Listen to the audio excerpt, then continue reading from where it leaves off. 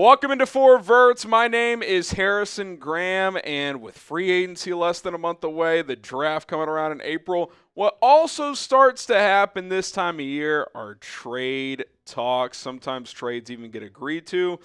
Can't become official till the start of the new league year in March. But on today's show, I cooked up 5 big trades that would change the landscape of the league in some cases for 2025. So we'll get into it in just a second. But if you want more NFL content on a daily basis, the latest news, rumors, free agency, draft, trade buzz, everything in between, everything surrounding the NFL, all the big stories I give my reaction to on this show. So hit that subscribe button. Let's get to 8,000 subscribers on the channel ASAP. All right, trade number 1.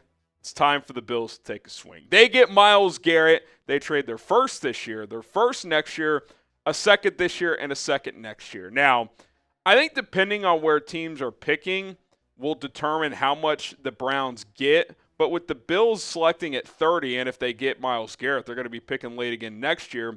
Those 4 picks aren't like so unbelievably valuable that it looks like a lot, but it's not actually some crazy offer because you're picking at the end of the round every single round if you are the Buffalo Bills. But if you're Buffalo, 2 1s, 2 2s, like pretty strong offer from their standpoint. I think it's a fair deal for both sides. I think the Browns need to move on from Myles Garrett. You're not close to contending. Get what you can for him. 2 2s, 2 1s is pretty good. Start that rebuild process. Obviously, they need to get out from under Deshaun Watson's contract sooner rather than later, so hopefully they're able to do that. And for Buffalo, it's time to go all in. It's time. The Chiefs could be reeling. Travis Kelce could be retiring. They've played more football than anyone else. They could be an exhausted team next year. Like, this is the time to take a swing while Josh Allen is in the prime of his career. You get Myles Garrett on a position of need. You need a big-time pass rusher. I think that could be the difference in Buffalo finally breaking through and getting to a Super Bowl. Okay, trade number 2. Matthew Stafford to the Steelers. There's been some Giants buzz for the number 21 overall pick.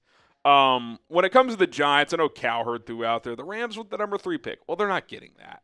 I think the one team that would maybe give up a first for Matthew Stafford, given his age, given he's kind of a year-to-year player at this point, is Pittsburgh. 1, they're picking at 21, so it's later in the first round in a draft that's not super top-heavy, so it's almost more like a second-round pick from Pittsburgh's standpoint. And 2, they're probably a little desperate, right? Like, they've tried these patchwork quarterback situations. They tried to draft Kenny Pickett. That didn't work out. They brought in Trubisky. That was a flop. It was a little better this year with the Justin Fields-Russell Wilson combination, but not good enough to really compete. They got to the playoffs, but they flamed out late in the year. Matt Stafford, granted, it wouldn't be a long-term solution. You'd probably be looking at this in like a 2-year window. Is still a top 10 quarterback. They were a play away, the Rams, from the NFC Championship game last year. His arm strength translates in weather conditions still. He doesn't move that well, but he can spin it. I think the Steelers need to take a swing, and this is probably the biggest swing they can take because they're not going to be able to get high enough to draft one of the top 2 guys. Aaron Rodgers, like to me, Stafford, Rodgers, I'll take Stafford at this point. I think this is a worthwhile opportunity for Pittsburgh in a draft that's not loaded with first-round talent. Trade 21, you still have your day 2 picks, and go get Matthew Stafford. If the Rams are willing to trade him, I would make that offer if I was Pittsburgh. Okay, Commanders-Seahawks trade. DK Metcalf to Washington, also the number 82 overall pick to the Commanders for 29. So you swap 29 and 82 for DK Metcalf. I don't think you're getting a pure 1 for DK, but I think if you throw back a middle late third, I think that could work for Seattle. There's been some kind of deep rumblings that maybe they would consider trading him this offseason. I think more likely they'll probably just cut bait with Tyler Lockett and keep DK around and pair him with Jackson Smith and Jigba, obviously, moving forward. JSN had a breakout year this year, but there's been kind of murmurs that maybe DK could be unhappy in Seattle and maybe both sides would just benefit from a breakup. I'm not betting on that happening, but it wouldn't completely shock me. And could you imagine if the Commanders added DK Metcalf opposite of Terry McLaurin Talk about a 1-2 punch. De'Ami Brown becomes your number 3. That's a pretty fun trio for Jaden Daniels, Cliff Kingsbury, and company. So I expect Washington to be aggressive with Daniels on this rookie contract. They have a lot of cap space. They can make moves in free agency, and they can pull the trigger on a big trade like this as well. Okay, trade idea number 4. There's been a lot of chatter that Tennessee is open to trading down from the number 1 pick. Well, who's desperate for a quarterback? Who's desperate for a splash? That's the Las Vegas Raiders. And they're sitting at number 6. And I think it's a greater than 50-50 chance that Shedeur Sanders or Cam Ward does not fall to number 6. So take matters into your own hands. And if you're the Titans, the Raiders feel like the team that could be kind of the sucker that you could get a lot from. You get the 6th pick, you get 37, an early second-round pick this year, and the Raiders first next year. I don't think you're going to get much more because, again, the number 1 pick in this draft isn't worth what it is in a typical draft, but that's still pretty good. A future first, you move down 5 spots, can still get an impactful player if you're Tennessee there, and then you get 37 as well. The reports early on in this process were that the Raiders really like Shedeur Sanders, so they could take him.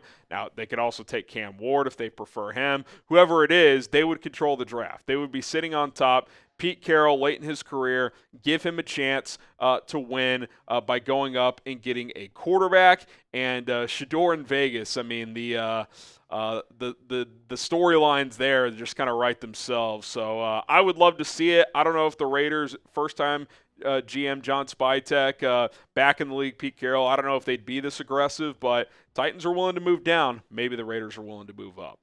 Trade number 5, our last one here. Micah Parsons to the Bears for 10-41, a first-round pick next year, and Austin Booker. That way Dallas gets kind of a develop young, talented edge rusher that they can try to develop there. Obviously, Matt Eberflus is the Cowboys defensive coordinator. He would have familiarity with Booker, so you've got that connection.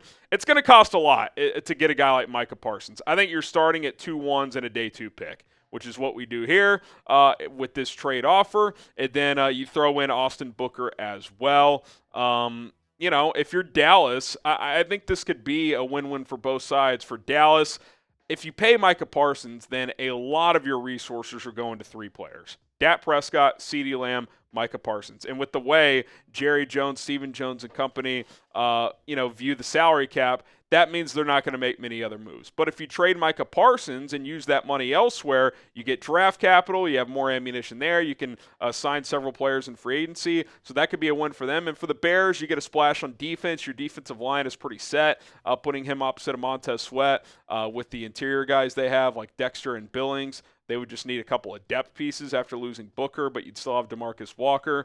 Everybody for the Bears are talking offensive line. They would still have the cap space to go address that in free agency. They'd still have that number 39 pick, number 72 pick. They could still add a starter in the draft on the offensive line as well. And their defensive line, which is also a major need, would get addressed with Micah Parsons. So I think it could be a win-win for both. Micah's going to cost a lot being 25 years old, but could be a worthwhile swing for Bears GM Ryan Poles. All right, that's going to do it. 5 blockbuster trades that could change the landscape of the league this upcoming season. Drop your best trade ideas down in the comments below. If you have any ideas, drop them down there. If we get enough good ones, maybe we'll make a video around your trade ideas, so be sure to do that. And don't forget to subscribe to us here at Verts. We're continuing to plug out videos every single day. We're about 700 subscribers from 8,000 on the channel. More subs we get, more content we could do. My name is Harrison Graham. We'll see you next time.